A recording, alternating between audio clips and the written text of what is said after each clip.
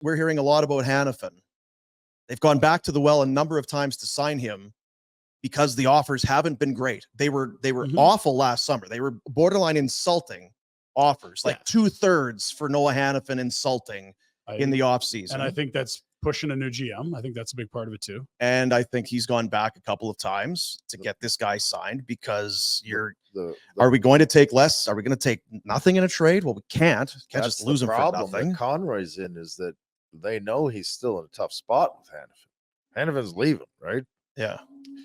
He is not going to re-sign here, and where he signs next year remains a question mark. He's still a very valuable rental.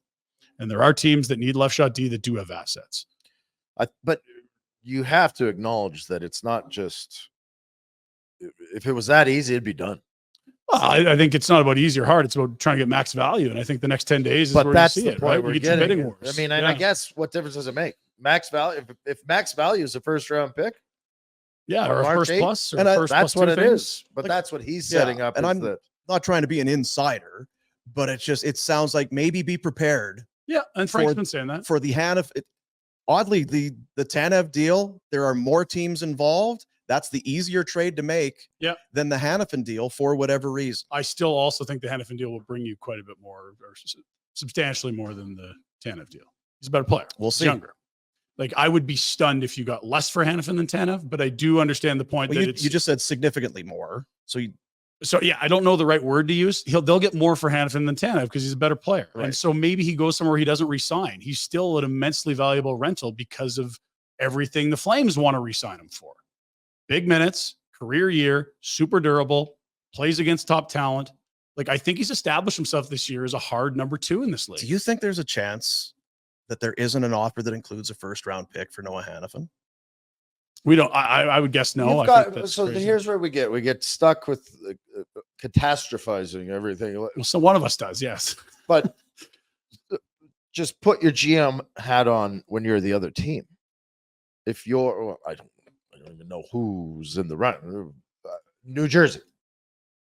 Oh, we need this guy. Yeah, like we want to go on a run here. We're trying to Dallas, Vegas, Boston, Tampa, right? Like. It's not that GM's job is not about putting the screws to Conroy. In the last spring, it was. Yes, we want Hanifin, but I'm going to absolutely put the screws to you. Right now, that's not going to be the focus of other GMs. They may realize it's 50-50 whether Hanifin can re-sign with them, and maybe they don't give a shit. But right now, we're trying to win a Stanley Cup, and we need depth on D. This guy's the best available. We got to pay for it. I think at Tampa, like, they don't have their first till 2026. But if you took their 2026 first and one of their top 2 prospects, like, is that more or less than you'd be anticipating right now? All I'm saying is more or less. I've been told to be prepared for an underwhelming return. So then it would be more or less than. I think that's why I'm asking. If there's not a first, there has to. Where do you see the line? I would be okay without a first. Totally. Just has to be a good young player. Right? That's exactly it. And I'd almost turn it around and just say that. I don't want your first. You keep your damn first. Give me your best young player. I want the guy that you drafted first in the first round 2 years ago because I know what he is. I can see where he's tracking. My ability to have a bust in my hand is much lower when I'm dealing with a 20-year-old, not a 17-year-old. I've got enough picks. I don't need more of this shit. And that's totally it. And the front offices are smart. They're not trying to compare like pineapples to shopping carts. Like, they will have a value of a player and say, this is a first rounder slot, 25 to 30. This is a player producing at X in this league.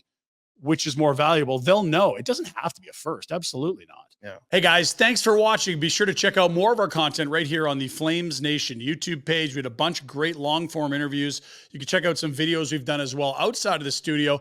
And of course, if you want more writing or merchandise stuff, flamesnation.ca or nationgear.ca. Appreciate you watching.